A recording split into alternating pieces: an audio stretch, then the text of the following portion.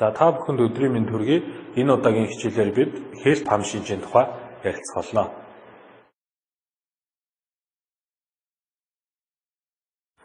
За бид өмнөх хичээлээр манс татал болон манс татлын урьдчилан эмгэгийн тухай ярилцсан бол энэ удаагийн хичээлээр хээлт хам шинжийн эмгэг судлалын хоршлогооны тухай ярилцсанаа. За өнөөдрийн хичээлийн агуулга нь хээлт хам шинжийн тодорхойлт хэлбэр, өвчний олон улсын ангилал, эмгэг зам, эмнэлэг зүйн онцлогоо, эмчилгээ, эмгэг судлалын онцлогооны тухай ярилцсан.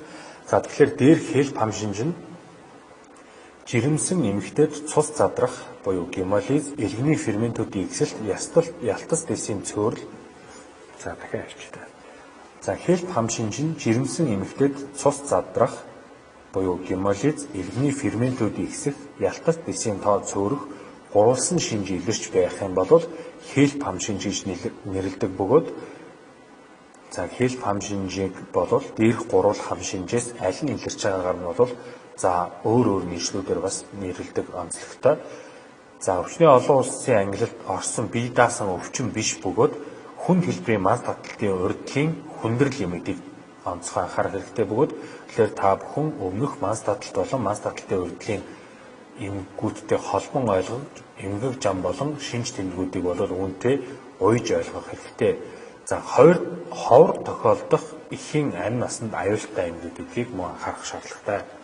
Хэлбэрийн хувьд төрхийн өмнөх үедээ 70%, үүн дотроо бол 37 хоногоос өмнөх хугацаанд 80%, 17-оос 27 хоногтод 3-аас бага хувьд бол тохиолддог байна. Төрсний дараах 7 хоногтод 30%, ихэвчлэн төрснөөс хойш 48 цагийн дотор манс татлын урьдчилан эмэгтэй ихэд хээлт хам шинж илэрч болно. Өвчний олон улсын 10 дугаар ангиллын хувьд 15 оны монгол хэл дээр хэвлэгдсэн хэвлэлтэнд бол ороогүй. Үүнд бол их хэмжээний протеин үрээтэй жирэмсний даралт ихсэлт гэсэн эмгэгийг хамруулж үздэг бол 2018 оны шинжлэгдсэн ангиллал дотор бол ÖV 14-22 дотор бол хээлт хам шинжийг хоодлсон байдаг байна. Тархвар 100% нийт жирэмсэн эхчүүдийн 0.2-оос 0.6% нь хээлт хам шинжид өртдөг буюу 1000 жирэмсэнд 1-2 тохиолдол бүртгэгдэж байна. Хүнд хэлбэрийн манс татлын урьдчилан үед 10-аас 20% уг хам шинжээр хүндэрдэг бөгөөд 4-өөс 12% нь манс татлын урьдчилан хэлбэрээр онцлогддог байна. Эхийн эндэгдлийн 1.1%-ийг эзлэх бага хам шинж илэрсэн үед эхийн эндэгдэл ойролцоогоор 75% нь тохиолддог. 2 болон 3 дугаар сард зарим үед төрсний дараа 30% нь бол онцлогдно. Эмгэг замын хувьд бол эрсдэлт хүчин зүйлсүүд нөлөөлөх бөгөөд үүнд бичил цус эргэлтийн судасны агшил, цус бүлгэнэлтийн хямрал, судасны тонусын алдагдал зэрэг нь бол эрсдэлт хүчин зүйл болох бөгөөд үүнтэй холбоотойгоор тромбоксан А-гийн идэвхжил, ялтас эсийн идэвхжил, серотонины хэмжээ бол ихсдэг бөгөөд үүнээс шалтгаалсан судасны агчил, ялтас эсийн бөөгнөрөл, наалдан, судасны эндотелийг гэмтэх, улаан эсийн фрагментац, улаан эсийн задрал эрчимжиж эхэлдэг. Үүнийг бол бид нар спироцит болон шистиоцит эсүүд илэрч байгаагаар онцлох боломжтой. Ялтас эсийн хэрэглээ ихсэх, ялтас эсийн эвдрэл, тромбоксан ялгаралт бол идэвхжиж ирнэ.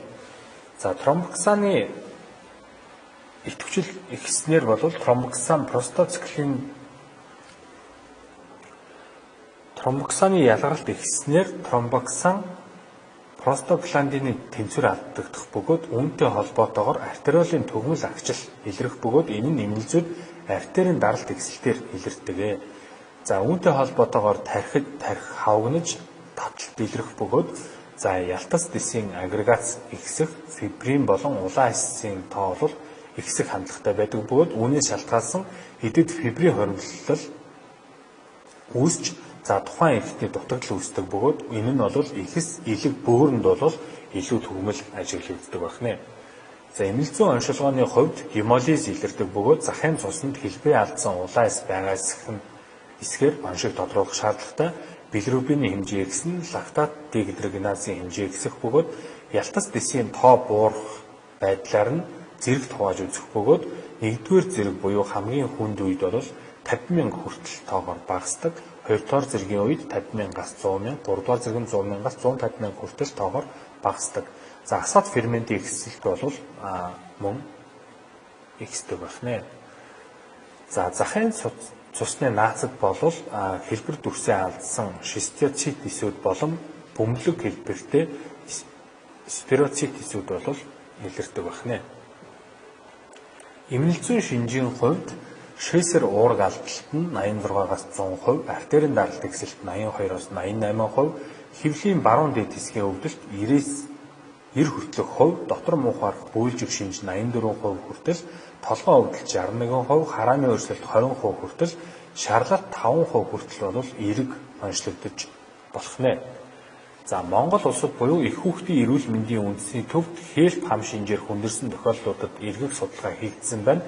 За дээрх тохиолдлуудад шээсний гарц багсалт 75%, арьс нүдний салтын шарлалт 87.5%, хар хүрэн зүйлээр огүүлж буйлжилт 75%, цусны даралт ихсэлт 87.5%, баруун хавирганы нумаар өвдөлт 62.5%, толгой өвдөлт шинж 100%, унтаарах шинж 37.5%, аюулхаад өвдөх шинж 87.5%-д нь эерэг илэрч байжээ.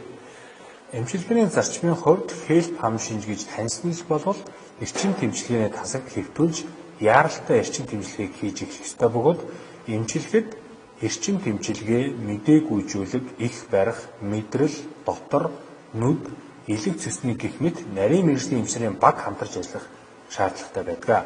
За төрөлтийг шийдэх нь эмчилгээний алтан дүрэн бөгөөд эмгэг замын дагуух цор ганц эмчилгээ болдгоо.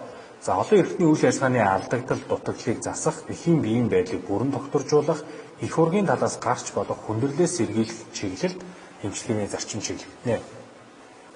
За яалтаа төрүүлэх заалтын хувьд жирэмсний хугацаа 34-өөс дээш 7 хоног тэлдсэн. За ургийн байдлыг үнэлэх сорилтууд эргэлзээтэй. Үүнд жишээлх юм бол биофизикийн үзүүлэлтүүд ургийн зүрхний бичлэг зэргүүдийг хэрэгтэй болгон сонгох шаардлагатай. За эхийн дагалдах хүнд өвчин, үүнд олон эрхтний хавсарсан дутагдал, судсан цус түгмэл бүлгэнэлт, элэгний инфаркт, цус харвалт, цус алдалт, бөөрийн дутагдал, ихсийн хохрол зэрэг шинжүүд.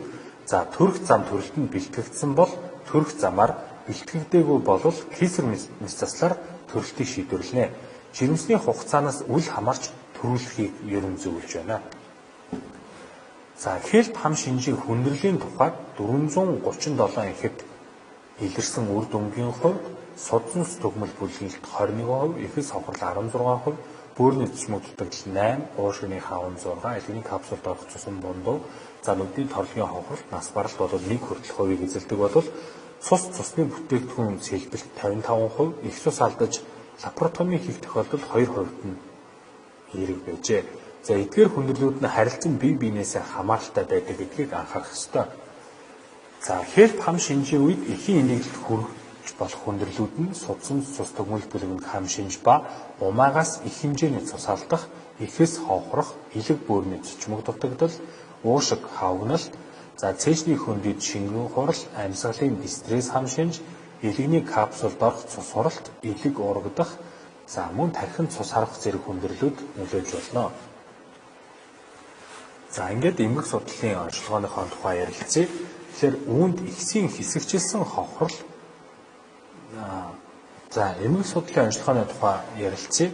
Тэгэхээр ихс хохрлын шинж бол түгээмэл ажиглагддаг бөгөөд за ихс хохрлыг бид бүхэн за ихсийн хэсэгчилсэн хохрол байна уу эсвэл бүрэн хохрол байна уу гэдгийг таньж ажиллах шаардлагатай. За энэ нь бол эмнэлэг зүйд хэсэгчилсэн хохрлын цус алдалттай болон алдалтгүй хэлбэрээр тохиолдож болдог. За төвийн хэсгээрээ бүрэн бус хохрох юм бол цус алдалт бол илэрхгүй байж болдог бол харин бүрэн болон захаасаа хэсэгчлэн хохорсон үед эмнэлэг зүйд бол цус алдалт бол илэрч ажиглагдаж болдог. За мөн HELP хам шинжийн үед бол тархинд цус харвалт бол элбэг байдаг тухай бид нар дурдсан байгаа. За тэгэхээр эмнэлэг судлалын шинжилгээгээр бид нар цус харвалтын голомт болон бүлэнгийн хэмжээг онцгой анхаарч тэмдэглэх шаардлагатай. За төв мэдрэлийн тогтолцоо буюу тархинд гарах эдийн шинжилгээний онцлогуд нь за тархи хөнгөн гэмтсэн үед хавгнаж хэмжээгээр бага зэрэг томрох бөгөөд бор цагаан бодисын ялгарал тод ховдлууд нь өргөсөөгүй байх. тохиолдлууд байдаг. За тархи хүнд гэмтсэн үед тархины зөөлөн бүрхүүл дор болон эдэд цус харвах, эд хөөж хавгнах шинжүүд илэрдэг. За эдийн шинжилгээгээр жигд бус цус дүүрэлт жижиг судасны хөндөд фибрин бүлэн харагдаж болдог.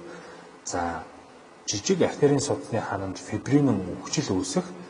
За мэдрэлийн эс судас тойрсон хаван голомтлог үхжил үүсэх, судас тойрсон нэвчмэл цус харвалт зэрэг илэрч болно. За дээрх зургал дээр бол жижиг артерийн судасны хананы фибрин үхжил болон за хөндөд фибрин хоригдлол бол тод ажиглагдаж байна. За мөн хавангийн шинж бол илэрсэн байна. За уушгинд бол уушиг буюу амьсгалын эрхтэн тогтолцоонд уушигны жижиг судасны хөндөд янз бүрийн бүтцтэй бүлэн үүсэх. За үүнд мегакароцит, лейкоцит, наалдсан эритроцитүүд бол ажиглагдаж болдог. За цулцангийн хөндийн макрофаг, фибрин, хавангийн шинж хоригдлогдож болно. За цулцсан хоорондын тасалбарчийн хаван дугуй эсийн нэвчдэс буюу лимфоцит, мононуклеар эсүүдийн нэвчдэс ажиглагддаг. За гуурс нэрийн хан эдийн голомтлог үхжилтэй өрөвсөл буюу бронхопневмони, за амьсгал гачаалын шинжүүд болоор илэрдэг. За дээрх зурглал дээр бол бид бүхэн цулцангийн дотор ханыг бүрхсэн тод ягаан өнгөтэй гиалын масс үүссэн байгааг харж байна. За өндөр өсгөлтөн дээр дээрх зурглал тод харагдаж байгаа бөгөөд за цулцангийн хөндөд макрофаг эсүүд гээгдсэн. За цулцангийн тасалбарчийн хаан бол их хэмжээгээр өргөсч дүүрсэн зургалтай байна. За зүрх судасны эрхтэн тогтолцоон дээр эдийн шинжилгээгээр зүрхний булчингийн жигд бус дүүрэлт, за жижиг судасны хөндөд фибринэн бүлэн үүсэх, за булчингийн эсийн тэжээл хувиралт өөрчлөлт, судас болон эс тойрсон хаван, булчингийн ширхгийн голомдлог, тахирлалт, тасархайтал бол илэрдэг. За дээрх зурглал бол харагдаж байна. За энэхүү зурган дээр бол судасны хан сузаарсан, за хөндөдөө наалдсан эритроцит эсүүдийн зургалтай байна. За гол шинжүүдийн нэг нь бол элгэний эдийн үхжлийн шинж илэрх бөгөөд за элэг нь бор шаргал өнгөтэй алгалсан олон тооны 3 см хүртэл хэмжээтэй үхжлийн голомтууд бол макро шинжилгээгээр харагддаг. За харин гистолог зурглалын хувьд бол элэг жигд бус дүүрэлттэй судасны хананд фибрин үхжил үүсдэг. За эдэд янз бүрийн хэмжээтэй голомтлог үхжил үүсэх зурглалтай синусийн фибрин хоригдлол элэгний нэгдүгээр бүсийн үхжил бол тодорхой ажиглагддаг. За энэхүү зургал дээр бол бид нар за зурглалын доод хэсгээр бол үүдэн гурвалыг харж байна. Үүдэн гурвалын ойролцоо хэсэг буюу элэгний эдийн нэгдүгээр бүсээр бол фибрин хоригдлолтой элэгний эсийн үхжилтэй харагдаж байна. За дээрх зурглал илүү өндөр өсөлтөөр тод харагдаж байгаа бөгөөд за элэгний эдийн фибрин хоригдлол тод харагдаж байна. За бөөрийн эдэд бол бөөрийн түүдвэнцрийн эндотелиоз илэрх бөгөөд дээрх зурглалаар тод харагдаж байгаа бөгөөд за эдийн шинжилгээгээр жигд бус цус дүүрэлт, жижиг судасны хөндөд янз бүрийн бүлэн үүсэх, түүдвэнцрийн бүрхүүл өргөсөх, түүний хөндөд уургийн мас хоригдлогдох, суганцрын хучуурт гиалын өөхөн хувирал үхжил үүсч болдог.